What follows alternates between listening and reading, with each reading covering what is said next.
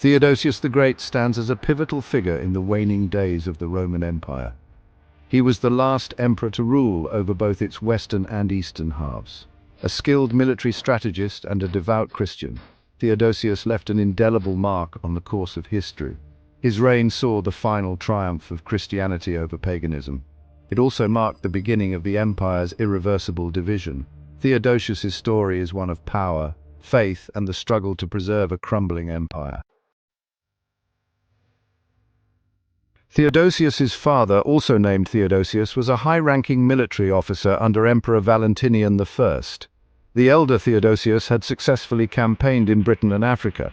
His son inherited his military talent and ambition. Theodosius's appointment as Emperor of the East was a recognition of his family's service to Rome. It was also a necessity, as the empire faced threats on multiple fronts. The Goths, a Germanic tribe, had been pressing on the empire's borders for decades. They were a constant threat to the stability of the East. The young emperor quickly proved himself a worthy successor to his father. He rallied his forces and marched east to confront the Goths. Theodosius's victory over the Goths at the Battle of Adrianople in 378 was a turning point in his reign. The Battle of Adrianople was a bloody affair. The Roman army, although victorious, suffered heavy losses. Theodosius realized that the empire could not simply defeat the Goths militarily. He needed to find a way to neutralize them as a threat. In 382, Theodosius concluded a treaty with the Goths. This treaty allowed them to settle within the empire's borders this meant they would fight for Rome in exchange for land and protection. This treaty was a controversial move. Some saw it as a sign of weakness. They argued that Theodosius was essentially paying off the barbarians.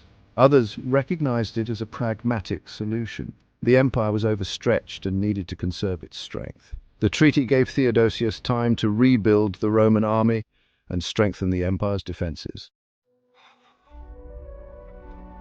Theodosius is perhaps best known for his role in establishing Christianity as the official religion of the Roman Empire. He was a devout Christian. He saw the promotion of Christianity as a way to unify the empire under a single faith. In 380, he issued the Edict of Thessalonica. This edict declared Christianity to be the sole legal religion of the Roman Empire. Pagan temples were closed or destroyed, pagan sacrifices were banned, those who continued to practice paganism faced persecution. Theodosius's religious policies had a profound impact on the Roman world. Christianity, once a persecuted sect, became the dominant religion of the empire. Paganism, which had been in decline for centuries, was effectively extinguished. Theodosius's actions also had long-term consequences for the development of Western civilization. They helped to shape the religious landscape of Europe for centuries to come. Section 5. The West in turmoil. While Theodosius was consolidating his power in the East, the West was descending into chaos. The once mighty Western Roman Empire was now a shadow of its former self, plagued by internal strife and external threats. The political landscape was unstable, and the people were losing faith in their leaders. Emperor Gratian was murdered in 383. His death marked the beginning of a series of violent power struggles that would further destabilize the region. A general named Magnus Maximus proclaimed himself emperor in Britain and Gaul.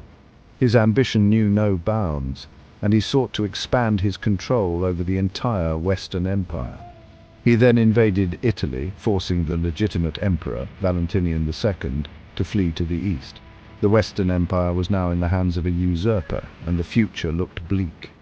Theodosius, now the most powerful man in the Roman world, could not stand by and watch as a usurper seized the Western throne. He understood that the stability of the entire empire was at stake. He assembled his army and marched west to confront Maximus.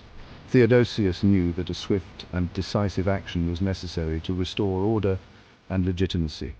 Theodosius's campaign against Maximus was swift and decisive. His military prowess and strategic acumen were on full display as he moved his forces with precision. He defeated Maximus in 2 battles in 388 at Siscia and Poetovio. These victories were crucial in re-establishing control over the Western Empire. Maximus was captured and executed. His downfall served as a stark reminder of the consequences of challenging the legitimate authority of the Roman Empire. Theodosius restored Valentinian II to the Western throne. This act was not just a political maneuver, but a statement of the restoration of lawful rule. He also appointed his own son Honorius as Valentinian's co-emperor. This move was intended to secure the future of the empire and ensure a smooth succession. Theodosius had saved the West from a usurper. His actions had brought a temporary peace and stability to the troubled region, but his troubles were far from over. The challenges facing the Roman Empire were immense, and Theodosius would need all his strength and wisdom to navigate the turbulent times ahead. Section 6. The Battle of the Cold River. In 392, Valentinian II died under suspicious circumstances.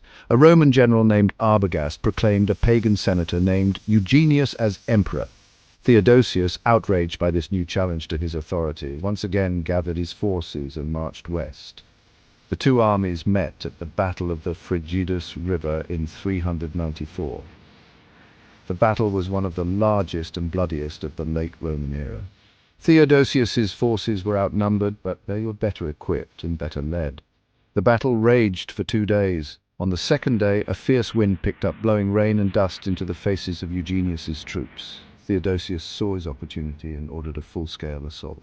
Eugenius's army broke and fled. Eugenius himself was captured and executed. Theodosius was once again master of the Roman world. Section 7. A united empire, briefly. Theodosius's victory at the Frigidus River reunited the Roman Empire under a single emperor for the last time in its history. This battle, fought in 394 AD, was a decisive moment that saw Theodosius emerge victorious against the usurper Eugenius. The battle was not just a military triumph, but also a significant turning point for the empire. He entered Rome in triumph in 394. The city welcomed him with open arms, celebrating his victory with grand processions and festivities. Theodosius was seen as a hero who had restored the unity of the empire. He was hailed as the restorer of the empire. The people of Rome, who had endured years of division and conflict, saw in Theodosius a beacon of hope and stability. His reign promised a new era of peace and prosperity. Theodosius used his victory to further consolidate his power and promote his religious agenda. He was a staunch supporter of Christianity and saw his triumph as a divine endorsement of his faith. He banned all pagan rituals and ceremonies. This was a bold move that aimed to solidify Christianity as the dominant religion of the empire. He closed the temples of Rome. He confiscated their property. These actions were met with resistance from pagan communities, but Theodosius was unwavering in his mission. Theodosius's actions marked the final triumph of Christianity over paganism in the Roman Empire. The empire was now firmly under Christian rule, and paganism was relegated to the shadows of history. However, Theodosius's triumph was short-lived. Despite his efforts to strengthen the empire, his health began to decline rapidly. He died just a few months later in Milan, in January 395. His death marked the end of an era for the Roman Empire. He was only 48 years old. His untimely death left a power vacuum that would have lasting repercussions for the empire. On his deathbed, Theodosius divided the empire between his two sons, Arcadius and Honorius. This decision was meant to ensure the stability of the empire, but it had unforeseen consequences. Arcadius, the elder son, inherited the east. He ruled from Constantinople, the new center of power in the Eastern Roman Empire. Honorius, the younger son, inherited the west. He faced numerous challenges, including invasions and internal strife, which weakened the Western Roman Empire. The division of the empire proved to be a fatal blow. The once unified empire was now split into two, each facing its own set of challenges and threats. The two halves would never be reunited. The division marked the beginning of the end for the Western Roman Empire, which would eventually fall in 476 AD, while the Eastern Roman Empire, or Byzantine Empire, would continue for nearly 1,000 more years. Section 8. The end of an era. Theodosius's death marked the end of an era in Roman history. He was the last emperor to rule over a united empire. He was also one of the most consequential emperors in Roman history. His reign saw the final triumph of Christianity. It also saw the beginning of the empire's irreversible division. Theodosius' legacy is complex and contradictory. He was a skilled military leader who preserved the empire from external threats. He was also a ruthless ruler who persecuted pagans and heretics. Theodosius's religious policies had a profound impact on the course of Western history. His decision to make Christianity the official religion of the empire paved the way for the Christianization of Europe. However, his persecution of pagans and heretics also set a dangerous precedent for religious intolerance. Section 9. A lasting legacy. Theodosius the Great was a complex and contradictory figure. His reign was marked by significant events that shaped the future of the Roman Empire. He was a man of his time, shaped by the challenges and opportunities of a declining empire. Theodosius navigated through political turmoil and military threats with a unique blend of determination and strategy. He was a skilled military commander, a shrewd politician, and a devout Christian. His military campaigns were both brutal and necessary, securing the empire's borders and maintaining its integrity. His actions had a profound impact on the course of Roman and world history. Theodosius's decisions, from his military conquests to his religious reforms, left an indelible mark on the empire. He left behind a legacy that is still debated today. Scholars and historians continue to analyze his reign, seeking to understand the complexities of his leadership.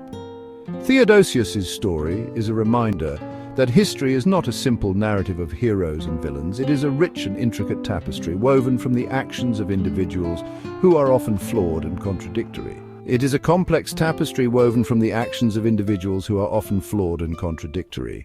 Theodosius's reign exemplifies this complexity, as he was both a devout Christian and a ruthless ruler.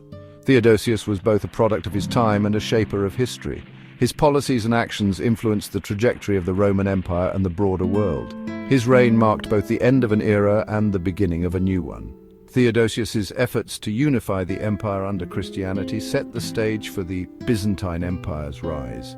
It is up to us to grapple with his legacy and to learn from the triumphs and tragedies of his reign. By studying Theodosius's life and times, we gain insights into the complexities of leadership and the enduring impact of historical figures.